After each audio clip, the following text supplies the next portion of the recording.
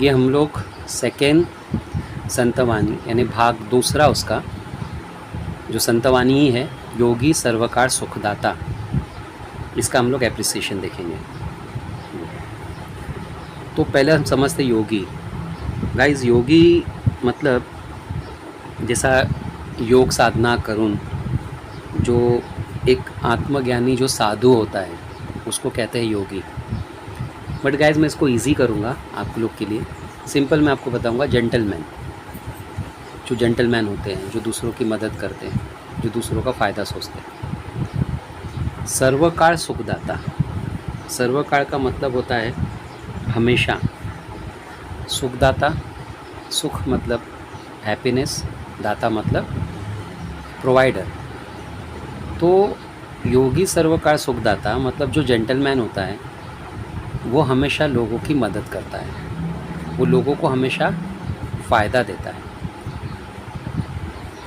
Students, ये जो poem है ना, ये पोएम के अंदर पोएट ने यानी वाटर को योगी के साथ कंपेयर किया है। मतलब कैसे कि एक होता है ना कि ज़िंदगी में हमारे ऑब्वियस है कि पानी बहुत इम्पॉर्टेंट है, लेकिन जो एक योगी पुरुष होता है ना, उसकी वैल्यू वाटर से कैसे ज़्यादा है, ये संत एकनाथ महाराज इन्होंने इस पोएम में एक्सप्लेन किया है। सो योगी सर्वकाल सुखदाता प्रस्तुत कवितेचे कवी संत एकनाथ महाराज। प्रस्तुत कवितेचा विषय, प्रस्तुत पोएम का जो टॉपिक है, संत एकनाथ महाराजांच्या या ओव्या, ओव्या मतलब लाइन्स ऑफ पोएम, संस्कृत में कहा जाता है इसे ओव्या, योगी पुरुषाचे महत्त्व सांगणारे आहेत। एक योगी पुरुष, एक अच्छे इंसान की, एक जेंटलमैन की इम्पोर्टेंस बताने वाली लाइन्स है। जैसा गाइस मैंने आपको बोला, मैंने आपको सिंपल मीनिंग बताया हूँ, जेंटलमैन याद रखो ताकि आप याद रख सको उसको। प्रस्तुत कवितेतील ओळीचा सरळ अर्थ। तो पहली जो दो लाइन है, तैसे योगियासी खालूते येणे, तैसे मतलब जैसे, योगियासी खालूते येणे, एक जेंटलमैन का ज़मीन पर आना, खालूते येणे मतलब ज़मीन पर आना।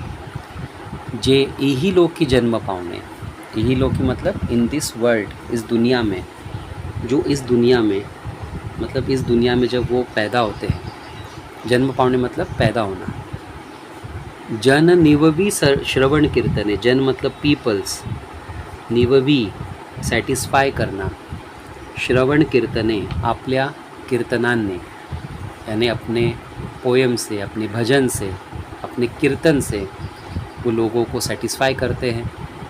निज ज्ञाने उद्धरी, निज ज्ञाने ओन नॉलेज, अपनी नॉलेज से, उद्धरे उद्धार करने, लोगों का फ़ायदा करना। चलिए इसका एक्सप्लेनेशन देखते हैं डिटेल में।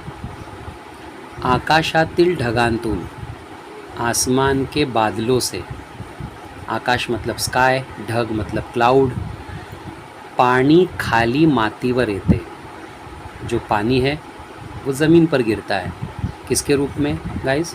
बारिश के रूप में।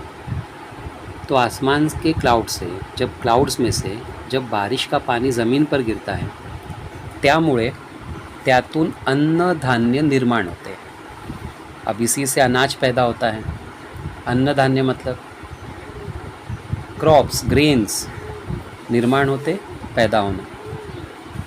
त्याप्रमाणे लाइक योगी पुरुष जेव्हा धरतीवर अवतरतो, जब एक जेंटलमैन ज़मीन पर अवतरता है, अवतरणे ज़मीन पर पैदा होना, म्हणजेच जेव्हा तो इही लोका जन्म घेतो, जब वो इस दुनिया में पैदा होता है, इही लोकात मैंने ऊपर भी आपको बताया, इन दिस वर्ल्ड, तेव्हा त्याच्या बोलण्याने, उसकी बातों से, ते बोल ऐकण्याने, उसकी बातें सुनने से लोकांची मने तृप्त होतात, लोग सैटिस्फाई होते हैं। तृप्त होने, सैटिस्फाई होना। योगी पुरुष आत्मज्ञानाने, एक अच्छा इंसान अपनी सेल्फ नॉलेज से लोकांचा उद्धार करतो, लोगों को फ़ायदा पहुंचाता है। उद्धार करने मतलब उनका फ़ायदा, मतलब उनको फ़ायदा पहुंचाना, उनको उनकी प्रोग्रेस करना। नेक्स्ट पॉइंट है प्रस्तुत कवितेतून मिळणारा संदेश। अब इस पोएम से हमें क्या मैसेज मिला? योगी पुरुष तप साधनेने, योगी पुरुष एक अच्छा इंसान, एक जेंटलमैन, तप साधना करके आत्मज्ञान प्राप्त करतो, वो एक नॉलेज एक्वायर करता है, साधना करता है, गॉड की इबादत करता है। आत्मज्ञान मतलब नॉलेज प्राप्त करतो, एक्वायर करना। त्या आत्मज्ञानाची शिदोरी और उस सेल्फ नॉलेज की, जो उसको सेल्फ नॉलेज जो उसने एक्वायर किया है, जो सेल्फ नॉलेज उसे मिला है, त्या आत्मज्ञानाची शिदोरी तो जनमानसात श्रवण कीर्तनाने वाटतो। वो अपने नॉलेज को लोगों तक, जनमानसात मतलब लोगों में, श्रवण कीर्तनाने वाटतो, अपने बातों से लोगों को वो डिस्ट्रीब्यूट करता है, अपनी बातें लोगों तक पहुंचाता है। योगी पुरुषाच्या आत्मज्ञानाने और योगी पुरुष के नॉलेज से, उसके सिखाए हुए बातों से माणसांची मने, इंसानों के जो मन है, जो दिल है, निस्वार्थी व निर्मल होतात। निस्वार्थी यानी इंसान जो है वो सेल्फलेस बन जाता है, मतलब वो सेल्फिश नहीं रहता। और निर्मल होतात, निर्मल होने प्योर होना, पाक होना। इंसान के जो मन है वो पाक होते हैं उसकी बातों को सुनकर। ये लोगों को इसका क्या होता है, फ़ायदा होता है, क्योंकि उसकी स्पिरिचुअल बातें होती हैं। म्हणूनच योगी पुरुषाच्या संगतीने, एक अच्छे इंसान के साथ रहने से, संगतीने मतलब साथ रहने से, संसारातील दुखे, दुनिया के जो हमारे दुख है, निवारण करण्याचे, उसे दूर करने का, इन दुखों को दूर करने का आत्मिक बल, एक इंटरनल स्ट्रेंथ, आत्मिक बल को आप लिख सकते हो इंटरनल स्ट्रेंथ, आणि मन शांती मिळते और पीसफुलनेस मिलता है, ऐसा संदेश या अभंगातून मिलतो। यानी हम योगी पुरुष के साथ में रहेंगे, अच्छे इंसान के साथ में रहेंगे, हमारे मन निस्वार्थी बनेंगे, निर्मल होंगे, अच्छी बातें सीखेंगे, हमें एक इंटरनल स्ट्रेंथ मिलेगी इस संसार के दुख को फेस करने की। ये मैसेज इस पोएम में है। नेक्स्ट पॉइंट है कविता आवडण्याची वा न आवडण्याची कारणे। संत एकनाथ महाराजांनी योगी पुरुष व पाणी, एक जेंटलमॅन और पाणी याची प्रस्तुत ओव्यांमध्ये इस पोएम की लाइन में तुलना के लिया है, कंपैरिजन किया है। तुलना करने, कंपैरिजन करना।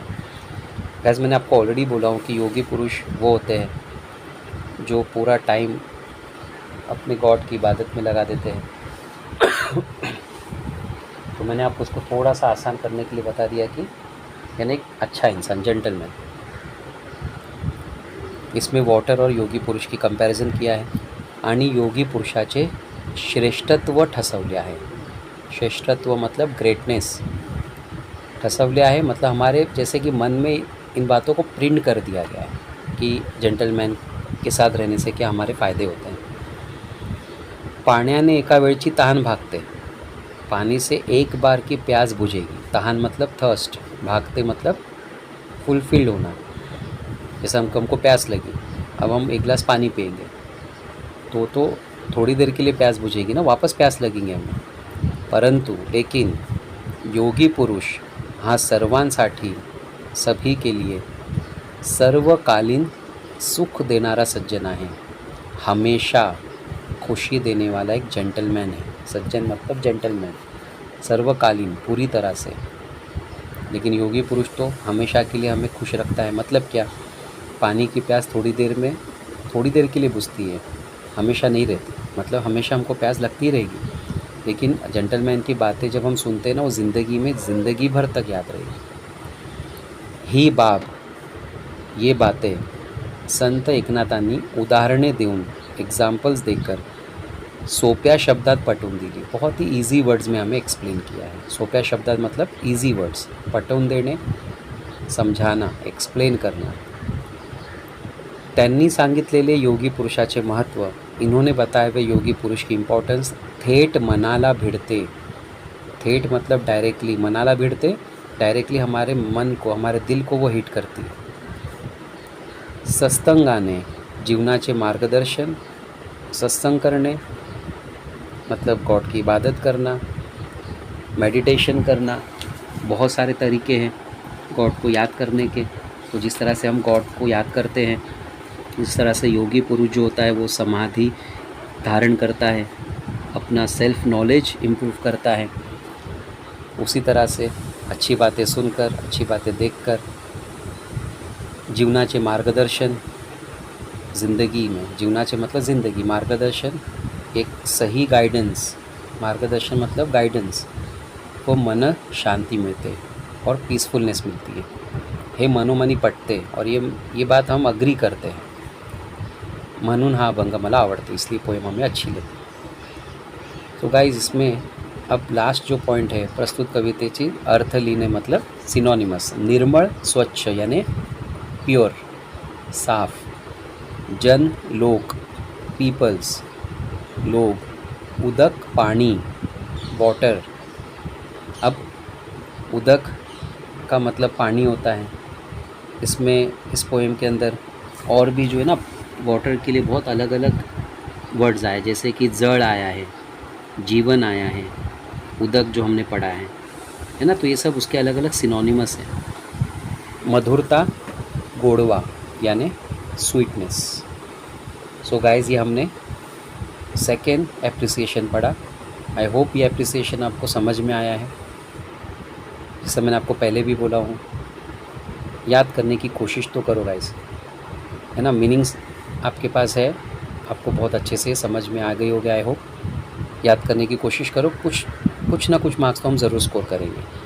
आगे और भी एप्रिसिएशन में अप्रोच करूँ.